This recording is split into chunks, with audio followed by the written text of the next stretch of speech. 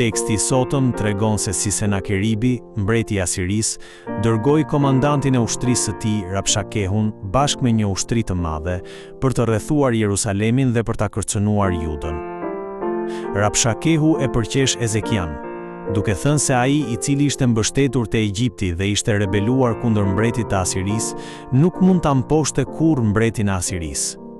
Ai madje pretendon se shkatrimi i Judës nga Asiria ishte në përputhje me urdhrin e Zotit, tek i cili Ezekia kishte vendosur shpresën.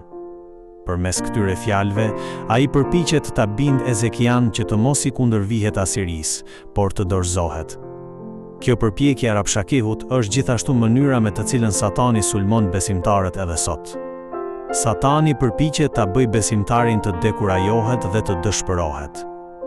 Ai përpiqet ta mbjellë në zemër ankthin se askush nuk mund ta ndihmojë dhe se nuk ka asnjë arsye për të pasur shpresë. Por pushtimi i Asirisë ishte tashmë parathënë përmes profetit Isaia. Me fjalë të tjera, pushtimi i Asirisë ishte një ngjarje që dëshmonte se fjala e Perëndisë po përmbushej pikërisht ashtu siç kishte thënë ai. Por gjëja e rëndësishme është se Isaia kishte profetizuar gjithashtu edhe shpëtimin e Perëndisë. Atëherë, ashtu si pushtimi u realizua sipas fjalës së Perëndisë, edhe shpëtimi nga pushtimi do të realizohet sipas fjalës së tij. Prandaj, ata që besojnë dhe janë të sigurt në fjalën e Perëndisë nuk kanë pse ta humbin shpresën, sado e dëshpëruar të jetë situata në të cilën ndodhen.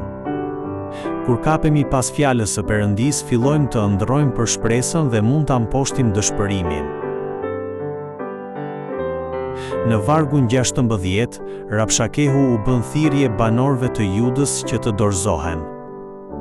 Ai u thotë të mos ndjekin Ezekian, por t'i nënshtrohen mbretit të Asirisë, duke i joshur me premtimin se, nëse do t'i nënshtroheshin mbretit të Asirisë, secili do të mund të hante nga hardhia dhe fiku i vet dhe të pinte ujin e pusit të vet.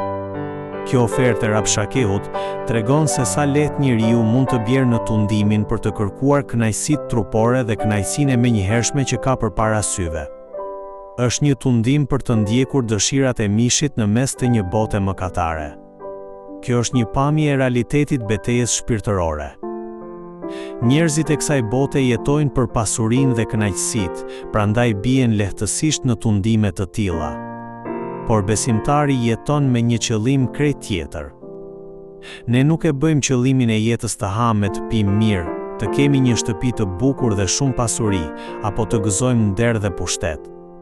Përkundrazi, jetojmë vetëm për Perëndinë dhe për lavdinë e Tij.